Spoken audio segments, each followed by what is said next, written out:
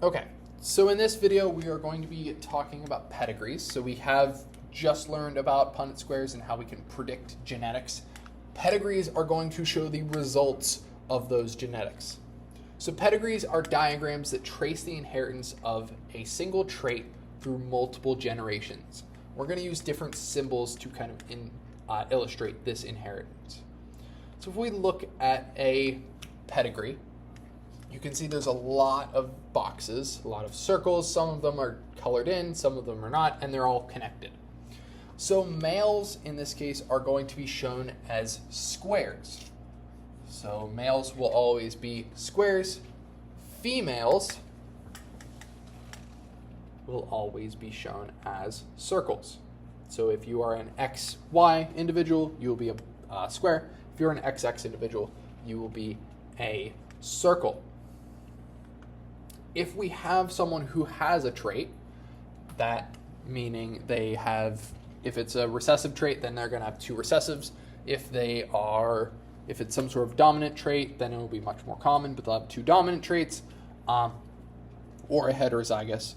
But they are always going to be shaded. So if we use our recessive example, this individual would have, let's say, a double recessive B as their trait. If we don't have shading, that means they are not affected by the trait. So for example, all of these white colored individuals are going to not have the trait. They're still going to have the gene, but they are not going to have the allele that codes for that trait. If we have one that is half colored in, this is what we call a carrier. So a carrier means that they have an allele for the trait, but they do not have both alleles to show that trait. So for example, if we use our male pattern baldness example, if they have a big B and a little b, that means that they would be a carrier because they have one copy of the trait, but not both of them. If we see a horizontal line between individuals, such as the ones over here, this is going to be marriage or some sort of parental connection. So if you aren't necessarily married, but you still have a child, that would also indicate with a line. If you're married and you have a child, it's going to be indicated with a line. This is going to show how different individuals are connected and how different individuals are brought into the pedigree based on how marriages and things happen. The lines below that are going to indicate offspring, children. And typically we list birth order from left to right. So for example, this person was born first, this person was born second, third, fourth, and this was the fifth of 5 children. So the more siblings you have, the longer this is going to be. You can see that I didn't count these individuals because they are not connected through birth, they are connected through marriage.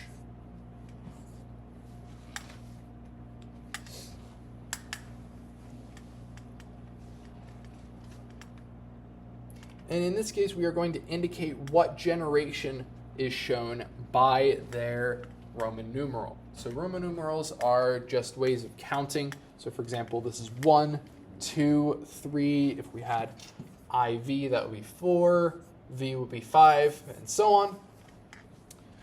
But each generation is going to be represented with a different Roman numeral. So if this was your grandparents for generation 1, your parents for generation 2, and then you as your parents' child as generation 3. But pedigrees, their main goal is to infer genotypes based on phenotypes and predict how they are going to move. So if we have an individual that has a heterozygous trait and someone has a homozygous recessive trait, we can follow based on how many children they have and things like gender. We can figure out what traits they're going to have. So if they have traits that code for genetic diseases, we can see if those were passed down. But we are going to tie this back to our Punnett squares because you can see we have a big A, little a, our heterozygous individual, combined with our homozygous recessive individual. normally we would have a 50% chance of getting either a heterozygous or a homozygous recessive. And in this case, we got really lucky and hit 4 offspring that were heterozygous and 1 offspring that was homozygous recessive. So this shows kind of the outcome of our Punnett square. So using this, we can predict the frequency of a trait or an affected individual based on how it was passed down. And we have 3 different cases for this. The first one, autosomal dominant. Autosomal just means that it's going to affect the chromosomes that are used mostly in cellular processes. But if we have an autosomal dominant trait, this is going to affect males and females equally. You can see we have 1, 2, 3, 4, 5 males that are affected and 3 females.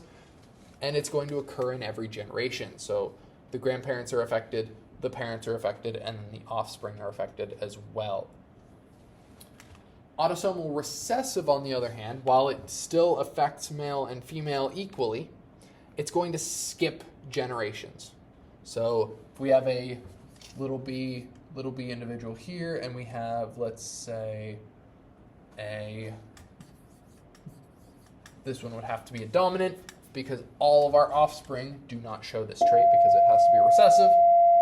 So these individuals will all be some form of dominant trait. That gets passed down to these individuals. So we have this person could be some sort of either big B, or big B, little b. And we just got really lucky that we hit 2 individuals that have to have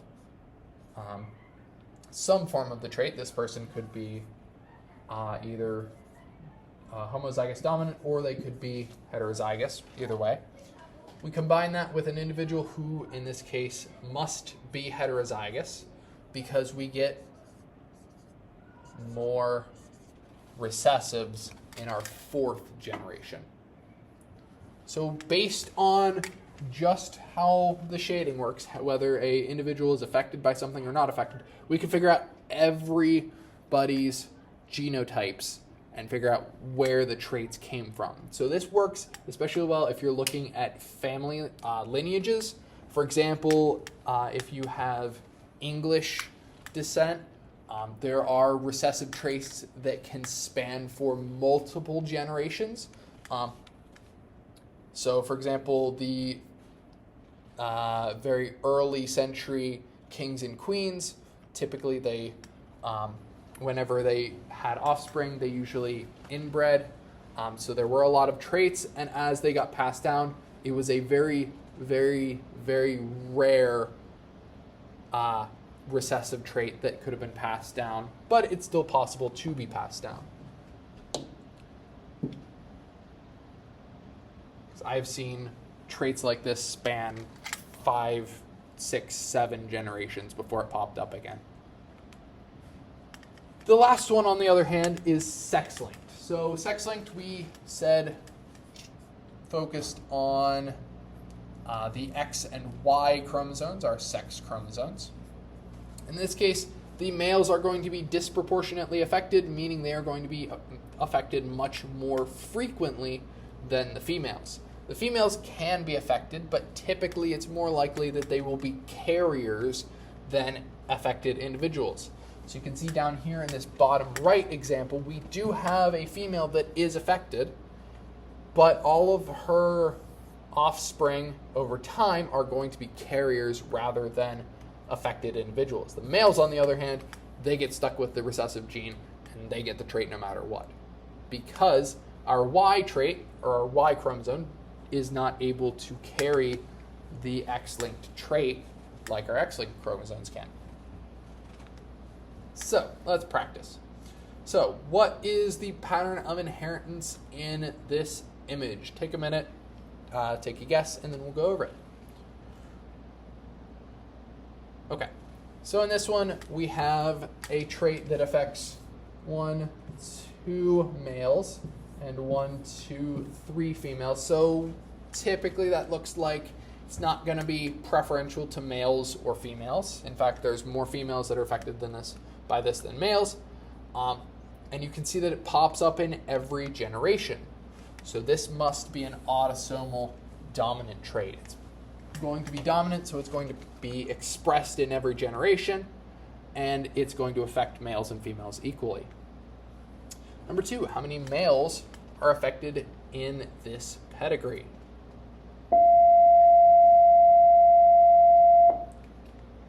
So in this case, we have 2 males. So using your key, you can tell that these 2 are going to be males. The other 3 are going to be female.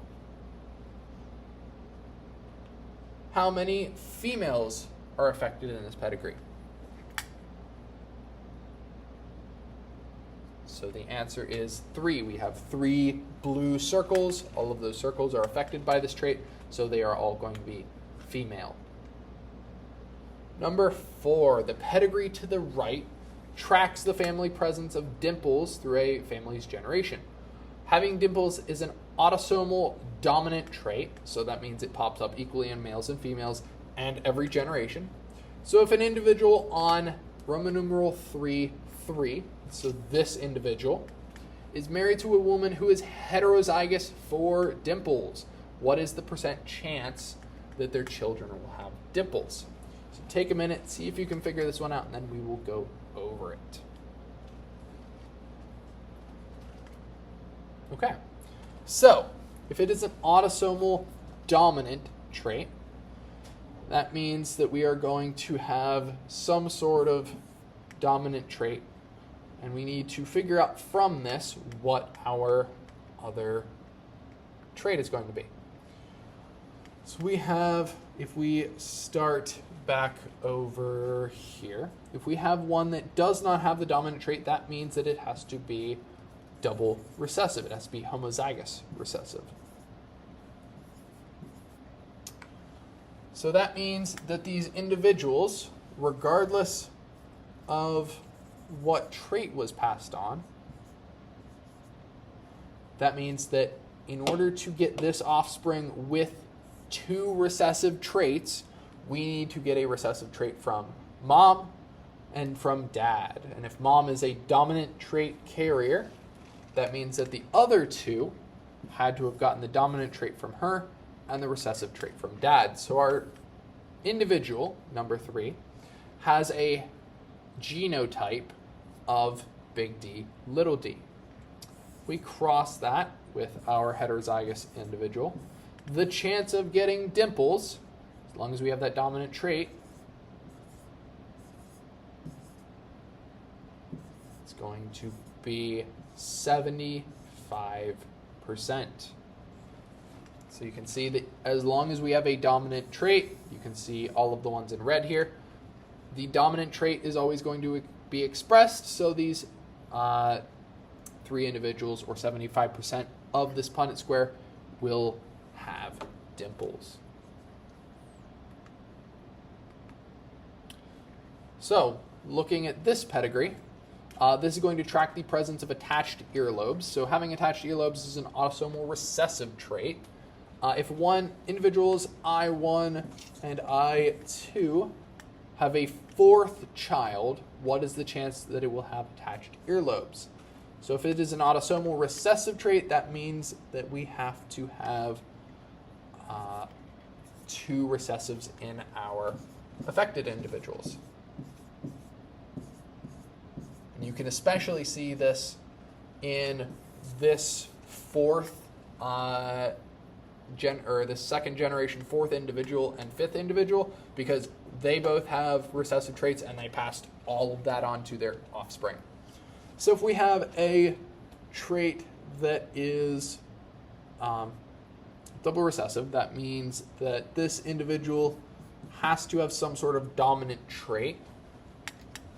And if they passed on that double recessive, that homozygous recessive to their offspring, that means that the male also has to have that trait. So if we take our Punnett square like we have been using, we cross male and female,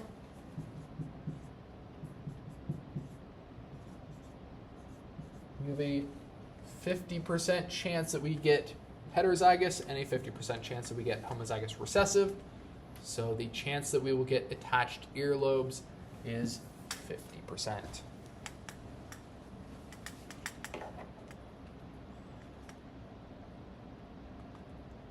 Let's try the last one. So the pedigree over here shows the path of Duchenne muscular dystrophy, or DMD, through several generations. DMD is an X-linked recessive trait. If an individual in I1 and I2 had another son, what is the chance that they would have DMD? So in this case, we have our sex-linked traits, so our XX and our XY. So this individual will be XY, this person would be XX. If they are affected as a female, that means that they have to have two recessive traits.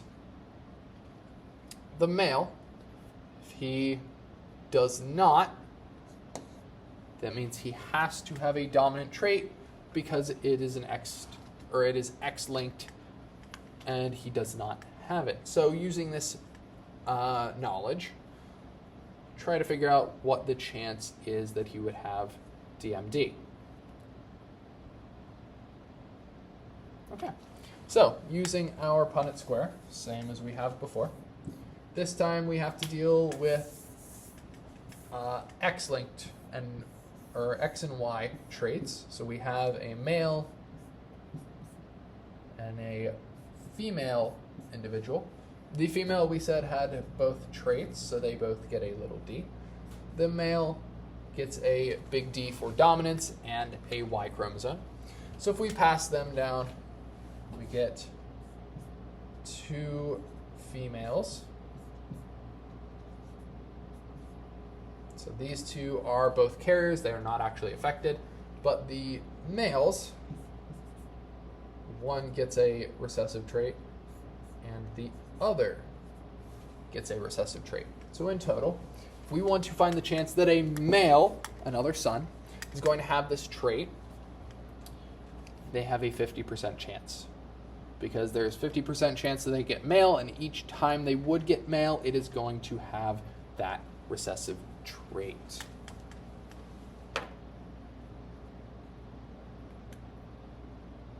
As you can see here.